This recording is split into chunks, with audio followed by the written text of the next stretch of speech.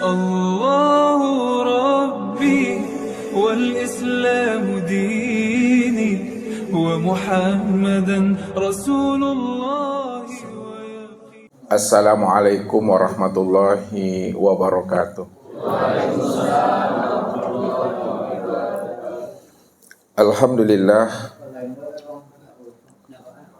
Alhamdulillahilladzi nawwir qulubana binuri ma'rifati wal yakin wa adkhilna ma'al awliya'i wassolihin.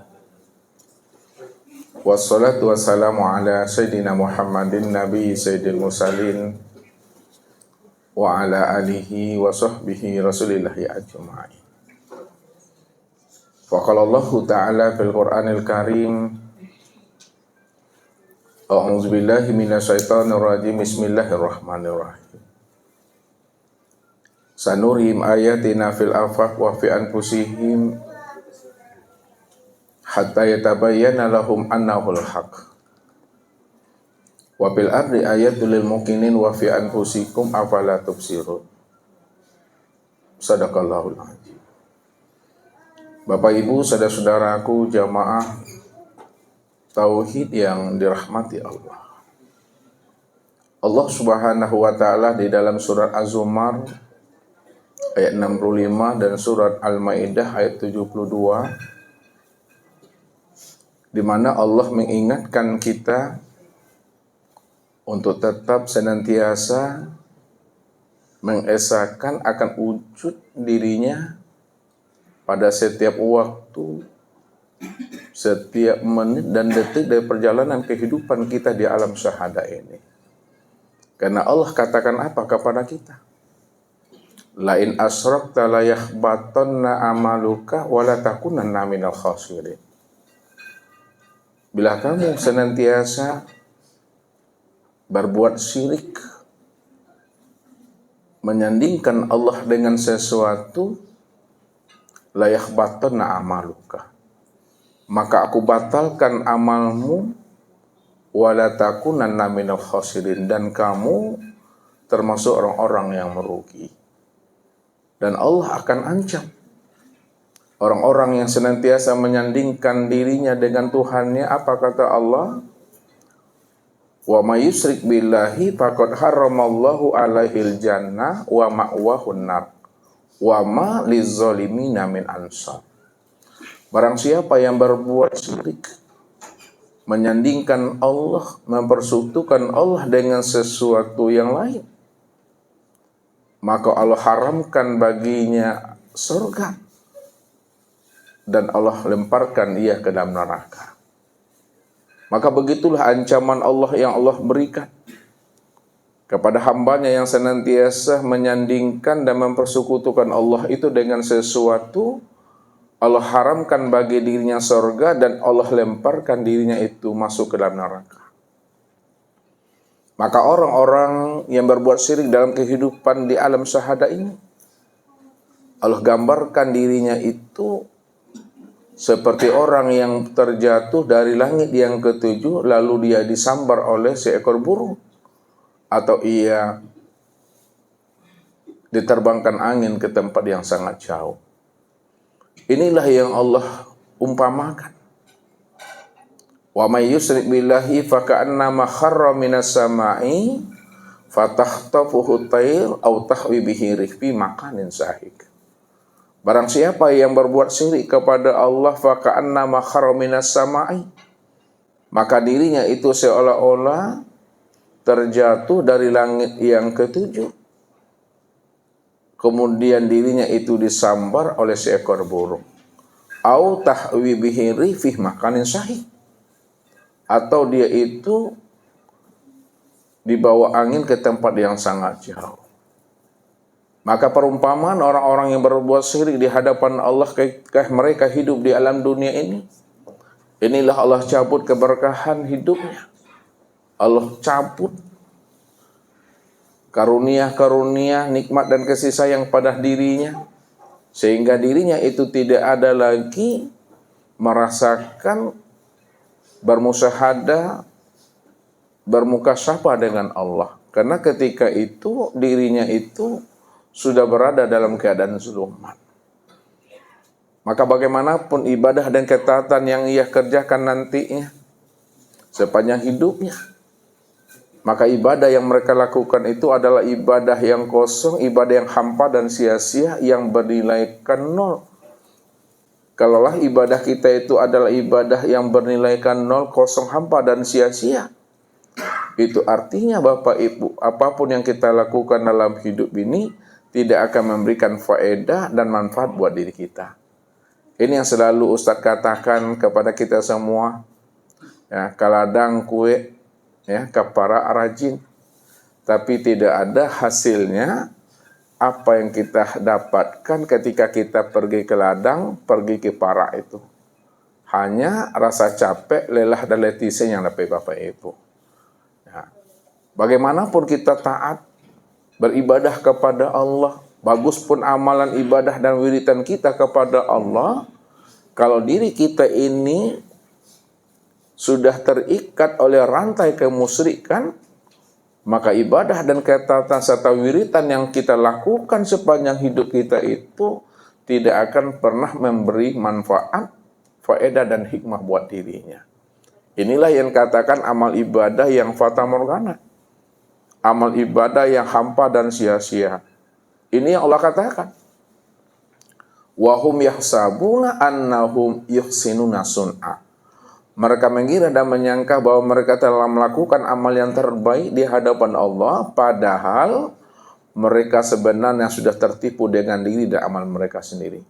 Namun mereka tidak menyadarinya akan hal itu. Jadi malam ini Bapak Ibu, kita akan mencoba menguak tabir rahasia syirik ini sebenarnya.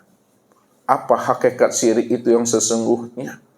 Dan bagaimana pula cara kita keluar daripada perbuatan syirik itu, sehingga ibadah yang kita lakukan itu tidak menjadi ibadah yang hampa, tidak menjadi ibadah yang sia-sia di dalam hidup kita ini. Ya. Makanya ibadah yang kita lakukan itu benar-benar ibadah yang murni.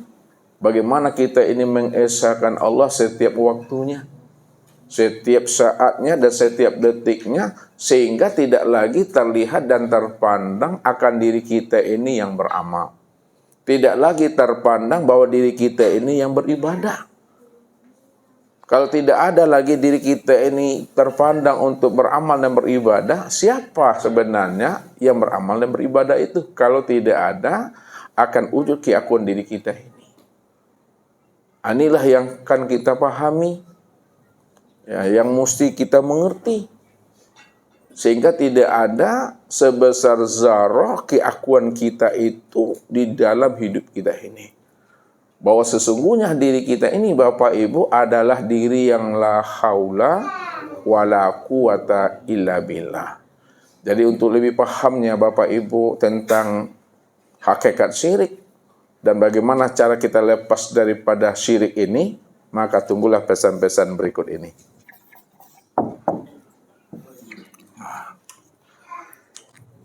Jadi Bapak Ibu, ya, syirik itu mempersekutukan Allah, ya. Apakah mempersekutukan Allah itu dalam berdoa, ya, dalam beribadah, atau dalam hal yang lainnya? Kita mesti paham makna hakikat itu yang sesebenar-benarnya. Jadi syirik itu bukan hanya meminta selain Allah saja Bapak Ibu. Syirik itu bukan hanya menyembah selain Allah saja. Ya, apa yang kita pahami selama ini benar itu memang. Itu makna secara syariatnya. Nah, tapi makna secara hakikat yang syirik itu, apabila ada diri yang lain selain diri Allah, maka disitulah letaknya syirik itu. Nah, apabila ada diri yang lain selain diri Allah, itu dalam pandangan hati kita. Apabila hati kita ini masih memandang ada makhluk, masih memandang ada hamba yang berbuat selain daripada Allah, itu yang dikatakan namanya dengan syirik itu yang sebenarnya. Jadi syirik itu letaknya di dalam rahasia hakikat diri. Ya, syirik itu letaknya di dalam rahasia hakikat diri. Kalau kita sudah paham dan mengerti bahwa syirik itu letaknya di dalam hakikat rahasia diri, maka di situ pula lah insya Allah kita bisa keluar daripada syirik. Kalau kita sudah mengenal siapa diri kita ini yang sebenar-benarnya. Ya. Sulit bagi diri kita nanti akan keluar daripada kesyirikan Bapak Ibu. Kalau kita tidak mengenal dan tidak mengerti siapa diri kita ini. Kalau kita masih memandang masih ada diri kita selain daripada Allah, maka selama itulah diri kita itu syirik di hadapan Allah itu. Maka pahamilah syirik itu ya hakikat yang sebenar-benarnya secara ilmu syariat, secara ilmu tarekat, dan secara ilmu hakikat. Lalu bagaimana pula cara kita lepas daripada syirik syariat, tarekat, dan hakikat. Nah, nih Bapak Ibu.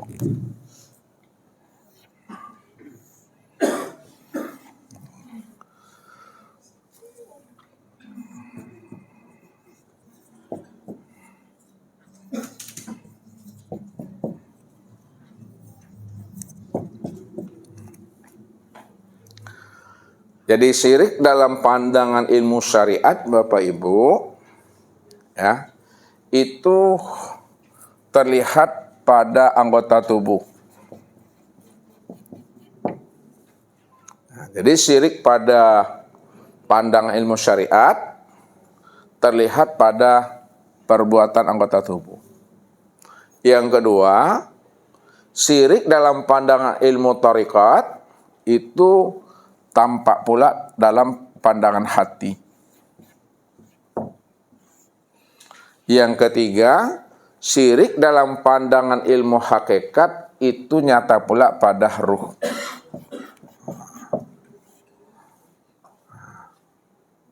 Karena inilah yang disebut namanya diri insan. Ya, diri Bapak Ibu. Jadi diri Bapak Ibu itu terdiri daripada tubuh, hati, dan ruh. Ini yang disebut namanya insan. Kalau ini yang dikatakan insan ada tubuh, hati, dan ruh, ya, maka tubuh kita ini bisa kena syirik. Hati kita juga bisa berlaku syirik. Ruh kita juga bisa terjebak dengan syirik tadi itu. Makanya kita wajib mengenal dan memahami mana yang dikatakan hakikat syirik pada tubuh, mana yang dikatakan hakikat syirik pada hati, dan mana yang dikatakan hakikat syirik itu pada ruh. Jadi yang pertama Bapak Ibu, yang dikatakan hakikat syirik dalam pandangan ilmu syariat, yang nyata pada tubuh itu, apabila ada sebesar zarah, perbuatan makhluk atau perbuatan hamba di alam semesta ini selain daripada perbuatan Allah, maka itulah yang katakan syirik semata-mata. Nah, usah ulang lagi. Apabila ada sebesar zarah, sebesar zarah itu besar apa tuh Mak Allah? Sebesar biji bayam itu besar apa tuh? Kecil gitu ya. Kalau ada yang kecil lagi daripada sebesar bayam tuh, biji bayam tuh, itu yang sebesar zarah tuh. Ya, atom, molekul. Nah, kalau masih ada yang kecil di balik atom dan molekul, itu yang dikatakan sebesar zarah. Maksudnya, apabila ada sebesar zarah perbuatan makhluk, perbuatan hamba, selain daripada perbuatan Allah, maka itu yang dikatakan namanya hakikat syirik yang sebenar-benarnya. Maknanya, apabila masih ada rasa keakuan dirimu yang merasa dirimu yang punya perbuatan, yang punya fi'il, kamu yang memandang, kamu yang mendengar, kamu yang berkata, kamu yang bekerja, kamu yang beramal, kamu yang sholat, kamu yang beribadah. Walaupun itu sebesar zarah, maka itulah yang katakan syirik semata-mata. Padahal diri kita ini di hadapan Allah Bapak Ibu, diri kita ini adalah la haula wala quwata illa billah. Nah, tidak ada daya, tidak ada kekuatan melainkan hanyalah daya dan kekuatan Allah semata-mata. Jadi diri kita ini sebesar zarah tidak punya perbuatan. Diri kita ini sebesar zarah tidak ada namanya fi'il. Yang ada itu hanyalah fi'il dan perbuatan Allah, Bapak Ibu. Makanya Allah katakan, wallahu khalaqakum wa ma ta'malun. Wallahu khalaqakum wa ma ta'malun. Allah lah yang menciptakan kamu dan Allah pula yang menciptakan apa-apa yang kamu perbuat. Maksudnya, kalau Allah yang menjadikan diri kita yang zahir dan yang batin, maka Allah pula lah yang menjadikan seluruh amal kita zahir dan batin. Inilah rahasianya, wa ma tasyauna illa ayyasha Allah. Tidaklah kamu bisa berbuat sesuatu apapun yang kamu kehendaki. Tidak bisa kamu itu beramal, tidak bisa kamu itu beribadah, tidak bisa kamu itu mendirikan sholat, berpuasa, berzakat, berhaji, melainkan itu semua terjadi atas kehendak dan maunya aku, kata Allah. Ini yang Allah maksud itu. Wa rabbuka yakhluqu may yasha wa yakhtar maka lahumul khiyarah. Rabbmu lah yang menciptakan kamu. Tuhanmu lah yang menjadikan kamu. Dia menciptakan dan menjadikan kamu itu sesuai apa yang menjadi pilihannya. Kalau dia menciptakan kita sesuai dengan kehendak dan pilihannya, maka lahumul khiyarah. Maka pilihanmu tak berlaku bagi diri aku, tapi pilihan akulah yang berlaku bagi dirimu, kata Allah. Maka jangan ada sebesar zarah keakuan diri kita ini yang punya perbuatan. Ya.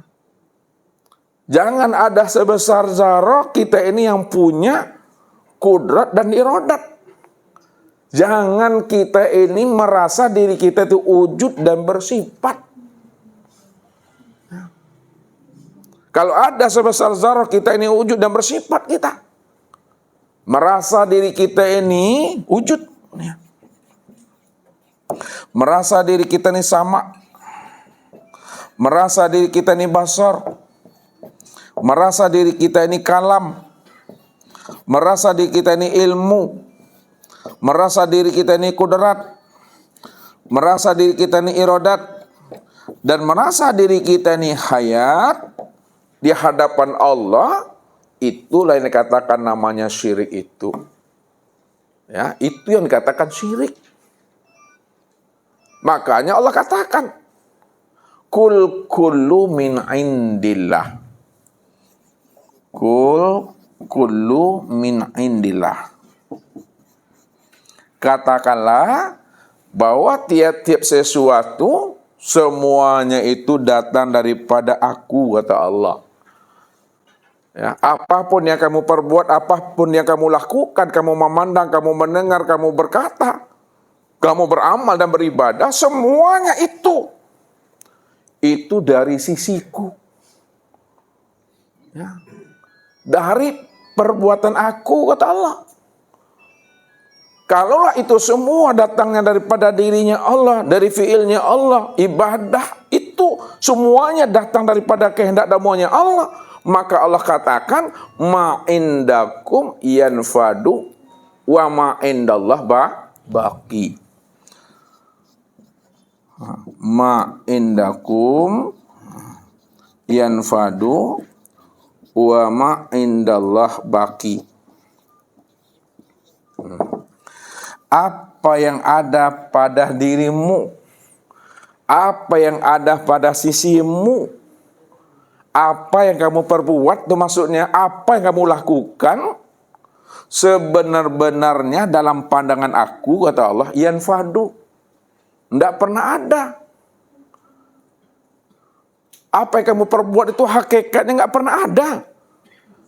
Karena dirimu itu nggak pernah ada sejak mula adanya. Diri aku ini dirimu nggak pernah ada. Wa ma indallah baki, dan apa yang ada di sisi Allah itu yang kekal abadi itu.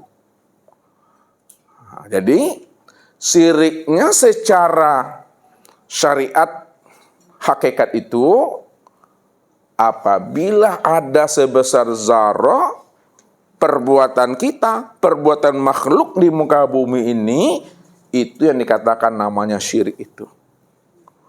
Ya. Jadi jangan aku-aku tuh.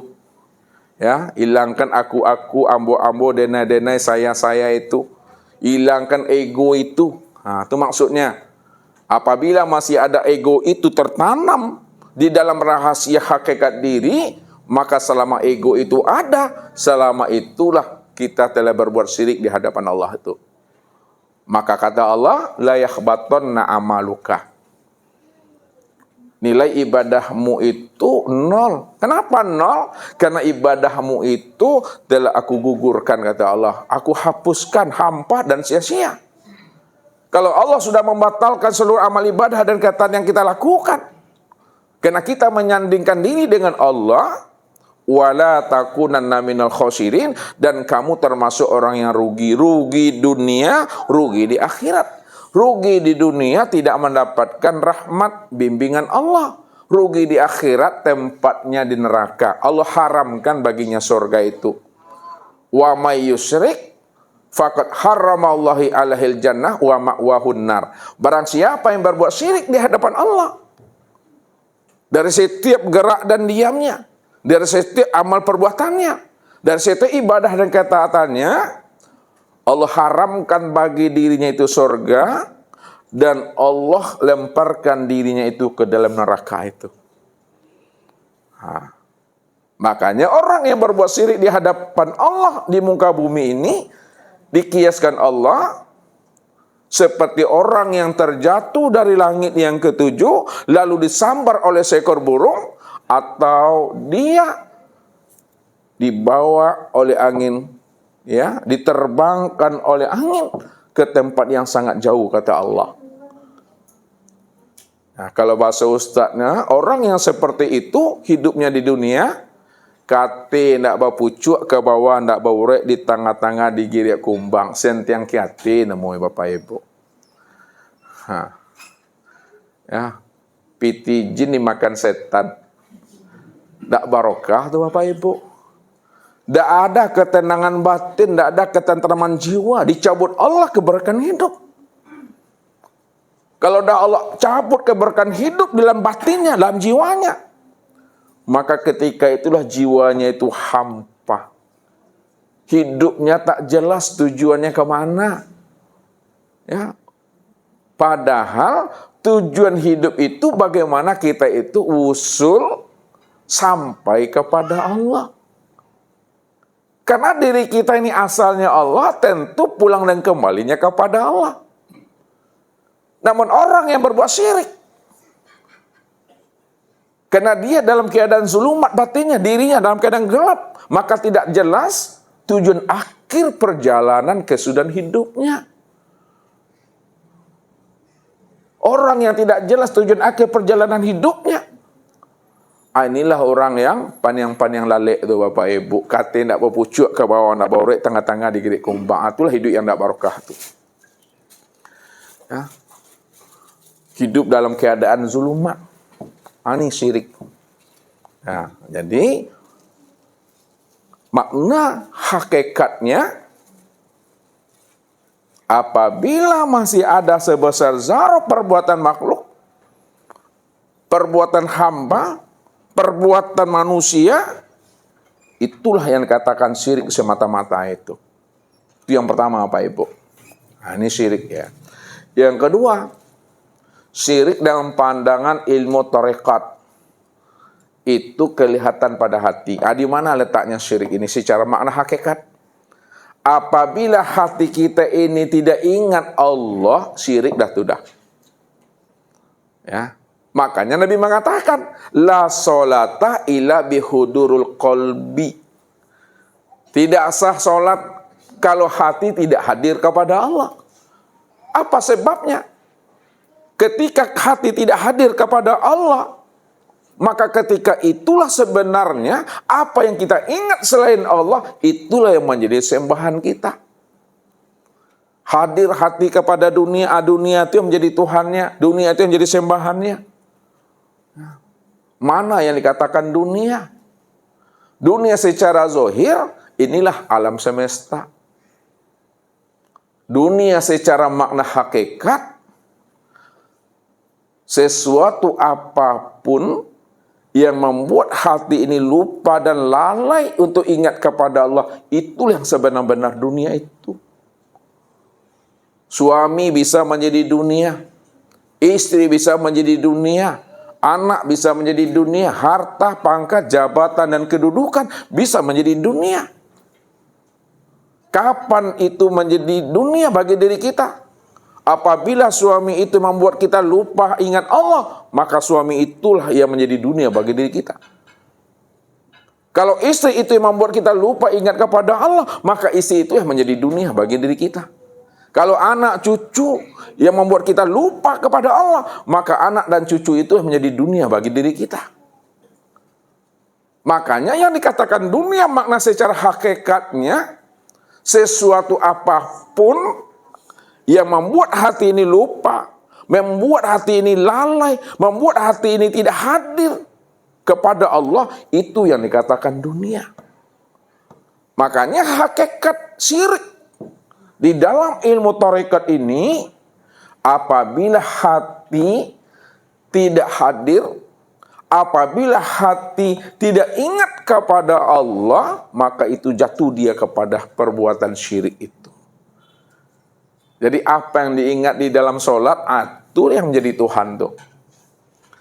Ya. Contoh Bapak Ibu, Syekh Abdul Qadir Al-Jailani Bapak Ibu, ketika beliau akan memberikan tausiah ya, di masjid, pada saat itu dilihatnya lah oleh Syekh Abdul Qadir Al-Jailani ini, ada yang sedang sholat, ada yang sedang baca Al-Quran, dan ada pula yang sedang berzikir. Ya. Setelah yang sholat selesai sholatnya, yang berzikir selesai zikirnya, yang baca Al-Quran selesai baca Al-Qurannya, barulah Syekh Abdul Qadir Jailani memberikan tausiah. Apa kata beliau?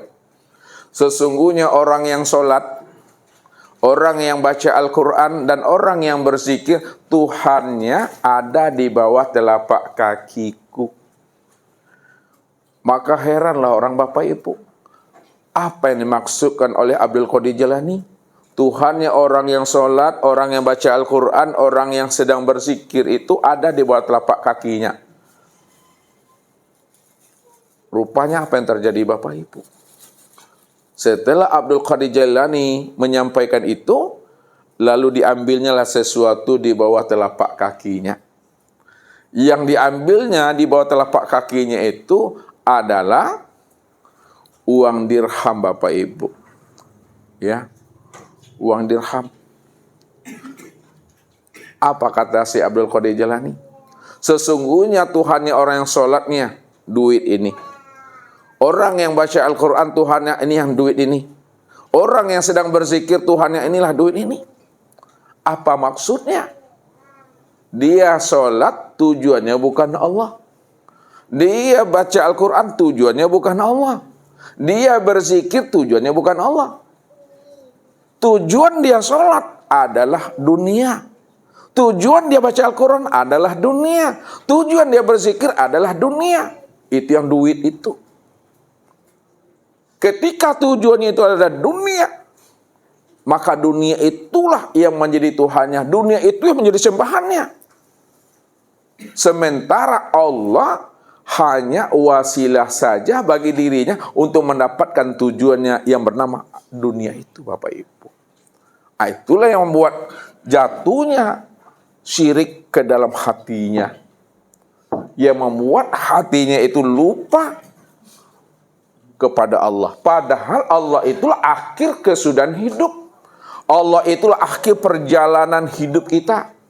Ini Allah katakan wa anna ila rabbikal muntaha. Sesungguhnya Rabbmu itu yang bernama Allah, Allah itulah akhir perjalanan kesudahan hidup dan dirimu, kata Allah. Allahu Rabbi wal Islamu dini wa Muhammadan Rasulullah.